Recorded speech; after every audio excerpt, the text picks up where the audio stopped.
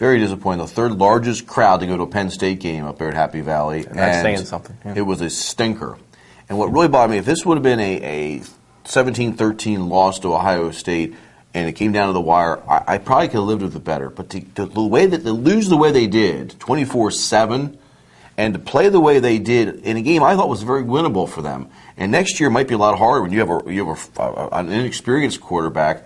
What disappointed you the most? What surprised you the most with Saturday's game against the Buckeyes? Well, I think what happened was pretty simple. Ohio State's defensive line killed Penn State's offensive line, and so that they were able to constantly pressure the quarterback and stop the run without blitzing, stunting, really with four people just overpowering Penn State up front. And that means you can have seven people in Darryl Clark's field of vision, when he's being hurried anyway. And I really think that's what it was all about. A lot of people are always, as always happens when Penn State loses, people want to talk about game plan and play calling and all of that stuff. And I just think all of that is very, very secondary to the fact that Penn State's offensive line couldn't block them.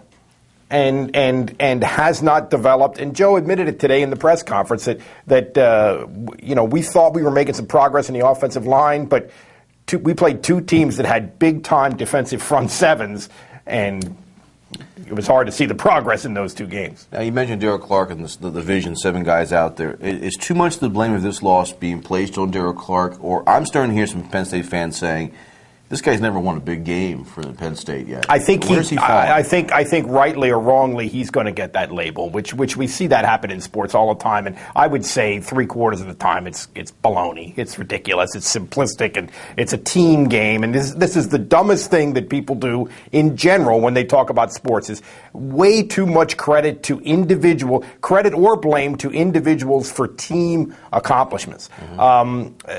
Darryl Clark, when he is constantly pressured the way he was on Saturday, does get jumpy, and I think that's fair.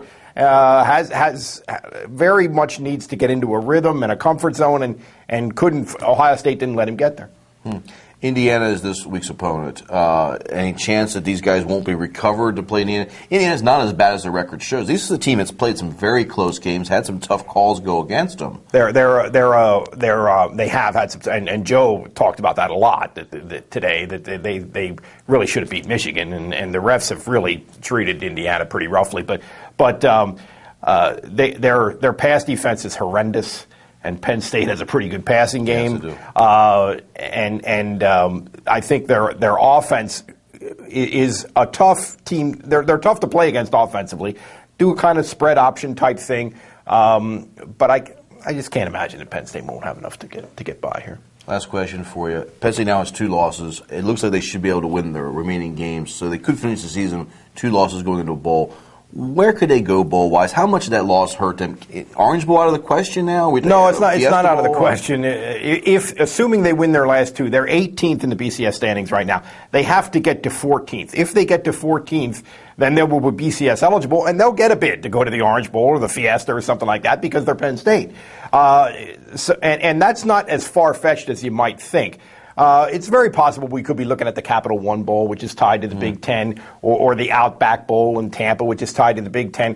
But if they can get up to 14th, which isn't impossible, there's some teams that immediately in front of them that have some tough schedule coming down the stretch here. They could end up in one of those BCS games.